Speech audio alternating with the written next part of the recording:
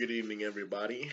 My name is Xavier Carr, and this is my interactive assignment for week 6. Um, I'm going to be talking about one of my best friends and my brother-in-law, Jack Spence. Of course, that's just a pseudonym, as we were told not to give out the actual name of our person that we're talking about today. But Jack is one of those people that everybody loves. He is very personable. He's very likable.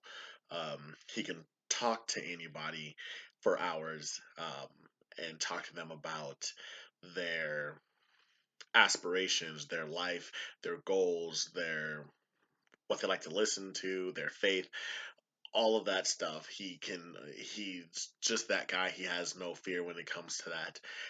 He's that person that everybody wants to be. Everybody wants to be around. And every guy his age wants to strive to be like. He's a very devout Christian, very strong in his faith, and he uses that to connect with people. Um, and also with that, he's a singer and a dancer like I am, so you can find us dancing randomly in grocery stores and all that stuff. Um, I did mention that he is my brother-in-law, so he's is married to my sister, and they have three absolutely beautiful sons. And the way that he works with them, the way that he just loves on them, like you could tell that all three of his children are the apples of his eye, and his wife, my sister, you can just see um, the love that flows out of him whenever he sees her and talks to her. Even if they're fighting, even if they're arguing, um, you can still see that he has nothing but love for her. When it comes to social media, typically social media is easier for people to uh, to be more bold, whether it's negative or positive, because they're behind a screen, they're behind a mask, if you will. So that gives them a reason to be more, as I said, bold in their statements, bold in their comments, bold in their beliefs, and it can be once again, as I said, it can be used for good or it can be used for evil. When it comes to Jack, it's definitely used for good. He's all around the same guy in real life that he is on Facebook, and you can see that. If anything, he's a little bit more bold in the positive sense. Um, you will see various pictures of my nephews, his sons, and my sister. Various pictures of them and him just praising their existence and just shouting from the rooftops how much he loves and adores them. Or just recently, I started seeing more videos from him, just random videos at random times of the day or night, with him just sharing something that God has laid on his heart as encouragement for all of his friends that are on Facebook and everybody else that they decide to share his video. Um, and even before then, he was on a mission trip. I believe it was in Asia, spreading the gospel, and he was uh, sending videos of that and of the sessions and just talking about what was being done in those countries. And it was just awesome. It was fantastic. Also, as I mentioned, he is a dancer, an entertainer, all that stuff. So you can also see, some random Christian rap videos on there, or Christian rap lyrics as a status, or hip hop hip hop dance videos because he dances hip hop as I do. Um, so overall, he is the same um, on Facebook as he is in real life.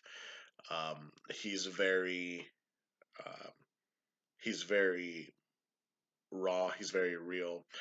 Um, I guess one of the contrasting things is, of course, if him and his wife are um, in an argument or they're mad at each other, as happens with most couples. Of course, he doesn't post it on Facebook or anything like that. Um, I guess I did find out some things about him recently. Just not crazy things, but things that made me go, "Oh." I didn't know.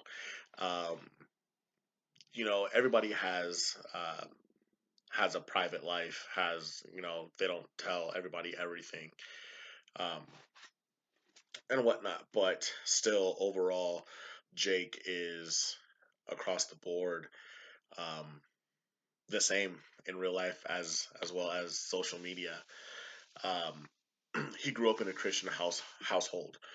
Um, So he grew up watching his father and his mother and his aunts and uncles walking in their faith and walking through Christ, and also his friends that are like-minded, his friends that he went to church with, and the leaders in the church, and so forth and so on. He's grown up with them and watched how they operate, therefore making him want to operate the same way, therefore making him want to grow in his faith and wanting to just better himself.